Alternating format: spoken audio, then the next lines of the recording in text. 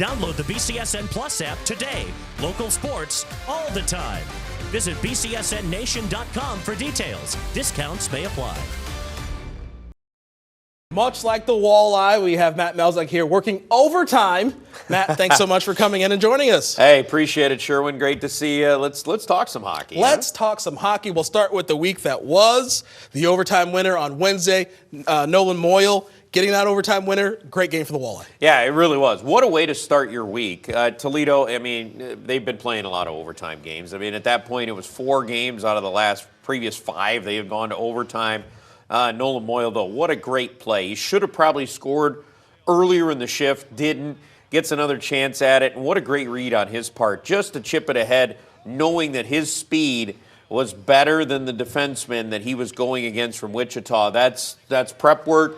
That's reading who you're going to see, and a chance to get to the front of the net. A great finish. So against a goaltender that was unbelievable all night long in Trevor Gorsuch, that was a fantastic way to start the week. And, you know, Toledo needed a good stretch at home, and they got it with that being the start. Absolutely. Fast forward to Saturday, another thriller, game winner by Pilon. Again, the Walleye just grinding out these wins. Yeah, they did, and they had to grind. That's the perfect word for that one, Sherwin, because of the fact that you lose Trenton Bliss in the first period. You turn around, you lose Mitch Lewandowski in the third period.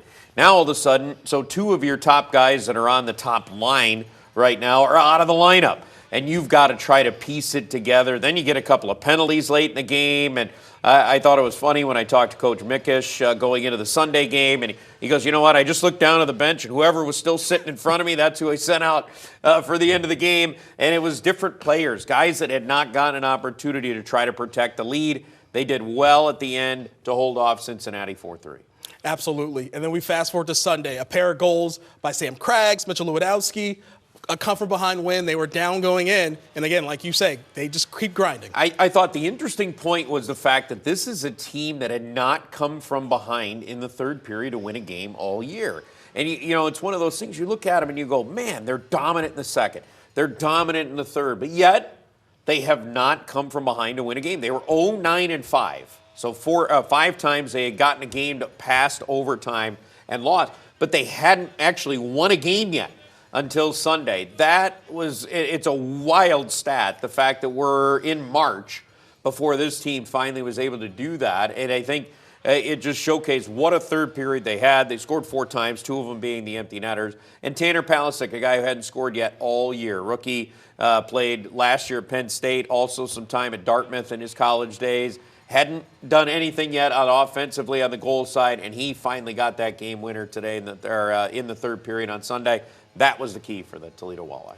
And before we get into next week, there's an event coming up midweek before we head on the road, the Walleye Waiter event. Yep. Tell the people about that. Yeah, they're going to be doing some great stuff. They're going to be going around. They're going to be your servers. So a way to set up and get some money for donation and charity. So great stuff coming up this week for the Toledo Walleye before they hit the road for a game at Cincinnati on Friday, and then 2 in Kalamazoo. And the interesting point now is Cincinnati-Kalamazoo, there's a 1-point separation between those bottom 4 teams.